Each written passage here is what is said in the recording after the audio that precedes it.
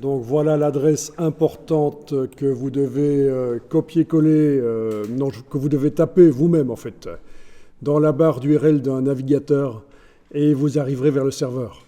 Donc vous voyez bit.ly barre oblique, tout en majuscule, sauf le sept pour septembre, et c'est des underscores. Donc il y a des tirets bas, comme on dit, underscore en anglais. Voilà absolument l'adresse à retenir. Et ça vous amène vers les ressources. Et pour l'instant, qu'est-ce que j'ai mis il y a, si je teste ça, un dossier. Voilà, il y a un dossier. Comme ça, j'ai mis quelque chose, comme ça vous voyez que ça fonctionne. Bon, ben, on n'a pas tout à fait la même version. Vous êtes dans la 2020 et je suis dans la 2024, donc il va y avoir parfois des petites différences, mais c'est pas grave s'il y a une différence chez vous. Si je ne vois pas sur votre écran d'où je suis, vous me le dites. Hein. Si vous ne trouvez pas quelque chose, il faut le dire tout de suite. Alors la règle ici, c'est que dès que vous avez un problème que vous calez, vous me le dites en fait. Hein. Vous m'appelez, il ne faut pas hésiter à interrompre. Bon, si c'est juste parce que vous n'avez pas compris un mot, vous pouvez peut-être demander au voisin, à la voisine, un petit coup de main vite fait. Mais si c'est un vrai problème, voilà, restez pas coincé à ne pas savoir avancer. L'avantage ici, c'est que je vois les écrans par rapport à certaines classes où elles peuvent rester coincées et je ne le vois pas. Ici, je vais quand même voir s'il y a quelque chose qui ne va pas. Mais donc, voilà, ça c'est la règle. Vous m'interrompez, même si je suis en train de dire une phrase, vous m'interrompez pendant que j'explique si vous n'avez pas compris quelque chose ou si ça ne va pas, donc par rapport à notamment la version. Ok. Mais on va commencer par le commencement, on va faire un nouveau fichier. Donc aujourd'hui, premier jour sur les 3, on va apprendre le fonctionnement de InDesign, on va faire quelques premières mises en page. On va parler de la typographie, du bon aspect de la typographie également.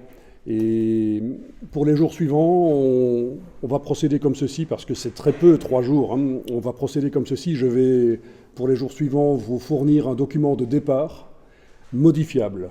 Donc, avec déjà plein de choses dedans, des styles de paragraphes, de caractères, des styles d'objets, déjà plein de choses. Et le format est modifiable, le nombre de colonnes sera modifiable, le nombre de colonnes de texte, tout sera modifiable. Donc ça, ce sera pour le deuxième jour. OK. Donc, nouveau document InDesign. On va passer à un document pour l'impression. Vous allez à l'onglet Impression. Alors, au niveau des formats, on est assez libre de faire ce qu'on veut. Il y a des formats qui sont proposés ici. On peut modifier éventuellement aussi le format, bien sûr, par là. En fait, le format en impression, on est assez libre. Il suffit de parler à l'imprimeur. Ça, c'est la première chose à faire avant de concevoir un document. C'est aller parler à l'imprimeur. Le nombre de pages, le format des pages, le nombre de pages, le format de page, c'est important. Discuter des coûts et des possibilités techniques. Et donc, techniquement, on peut faire du format carré si on veut, c'est pas un problème. Il suffit de parler à l'imprimeur et c'est lui qui va s'occuper du façonnage de l'impression et puis de la découpe, le pliage, la découpe, l'agrafage des documents. Voilà, donc au point de vue des formats, vous êtes déjà au courant qu'on n'est pas limité à ceux qui sont proposés là.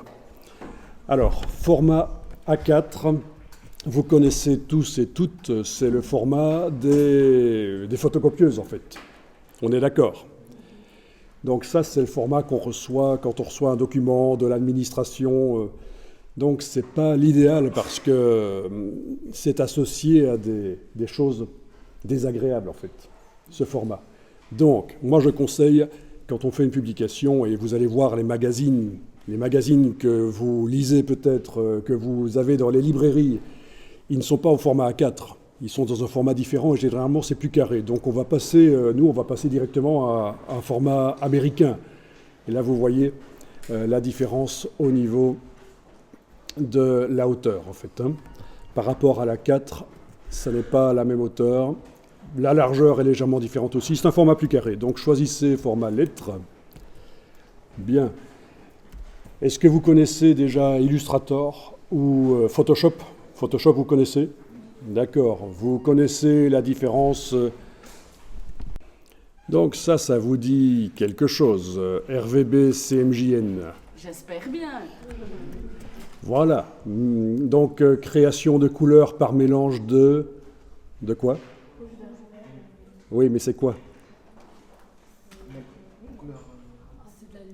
La lumière, oui, oui, oui. Et là, c'est des encres.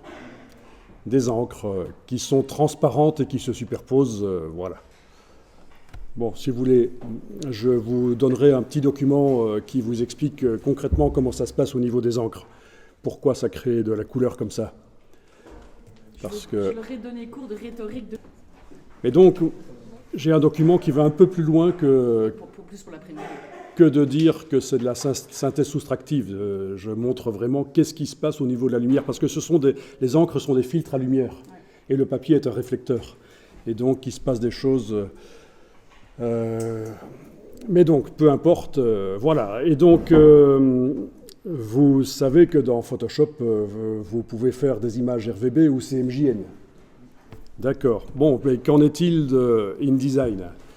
Est-ce que c'est... où est-ce qu'on choisit que c'est RVB ou CMJN? On ne le voit pas, là. Dans la boîte, il n'y a pas. Quelqu'un a une petite idée pourquoi? Pourquoi on ne détermine pas dans InDesign si c'est un document RVB ou CMJN?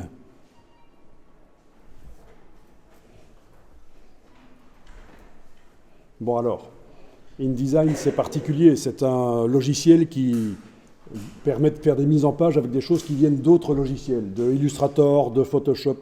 Et en fait InDesign, il est capable, dans un même document, d'avoir des images RVB et des images CMJN. Voilà. Et au moment de l'exportation du format PDF qu'on va donner à l'imprimeur, on décide de certaines choses dont on va parler, mais techniquement, dans un document InDesign, c'est pas comme dans Photoshop, c'est pas soit RVB, soit CMJN, ça peut être dans le même document les deux manières de créer les couleurs. Donc voilà pourquoi vous ne retrouvez pas ça ici. Ok, donc on va avancer. Vous allez cliquer sur Créer. Oui, vous faites annuler pour le tuto. Bien, alors, vous êtes sur un Mac comme moi, donc ça veut dire que vous avez l'application qui est flottante, comme ceci. Si vous la prenez par la barre, on peut la faire flotter, on pourrait la faire passer sur un deuxième écran, s'il y avait un deuxième écran connecté. Bon, si on n'a qu'un seul écran connecté, ça ne sert pas à grand-chose qu'elle soit flottante comme ça, donc vous allez faire comme moi, vous allez la mettre en configuration pour un seul écran. Donc vous allez dans le menu Fenêtre, et là vous avez certainement quelque chose qui s'appelle cadre de l'application, que vous allez pouvoir décocher. Tiens, il met mes menus en clair. Il fait de l'hybride ici. C'est pas grave. Donc, cadre de l'application, vous le décochez et à ce moment-là, InDesign n'est plus déplaçable. Il colle normalement bien au bord de l'écran. Pas le document, mais la palette du dessus, elle colle bien sur l'écran. Donc ça, c'est quand même pratique.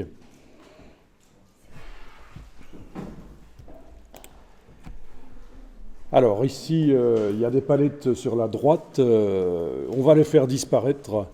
Vous allez enfoncer des touches au clavier, je vais vous montrer quelles touches, et on ira au fur et à mesure chercher les palettes dans le menu fenêtre quand on en a besoin. Donc je vous montre sur mon petit clavier virtuel, il va falloir enfoncer la touche Shift, la touche majuscule, et pendant que vous l'avez enfoncé, vous enfoncez brièvement la touche Tabulation. Et donc ça, c'est pour se débarrasser de toutes les palettes, sauf la palette des outils et la palette du dessus. Donc c'est comme ça que ça marche, Shift Tabulation. Donc quand on a besoin de faire quelque chose sur le document, ça peut être bien pratique de ne plus voir les palettes temporairement. Et puis quand ça devient trop encombré, comme c'est le cas chez moi, voilà, Shift Tab, et puis j'irai chercher dans le menu fenêtre. Et vous remarquez que dans le menu fenêtre, c'est par ordre alphabétique. Donc pour trouver quelque chose, si vous savez par quelle lettre ça commence, ce sera facile. Voilà. Donc ici, vous avez une marge qui était déjà... On voyait déjà que dans la boîte Nouveau document, qu'il y avait une marge à 12,7 mm. Ok, donc si vous allez dans menu page, marge et colonne, voilà, vous voyez les marges. Donc en fait, ce qui apparaissait dans la boîte Nouveau document, maintenant apparaît dans deux boîtes principalement. Menu page en haut de l'écran, marge et colonne, et menu fichier, format de document. Donc tout ce qui apparaissait dans la boîte Nouveau document est à ces deux endroits-là en fait. Ok, il y a aussi les marges ici. Parfait. Que dire? Est-ce que vous savez pourquoi c'est une mesure bizarre comme ça, les marges 12,7? Pourquoi pas 12? Pourquoi pas 10? Pourquoi pas 15? Pourquoi 12,7? Quelqu'un a une idée? Non. Non. 25,4 mm, c'est quoi?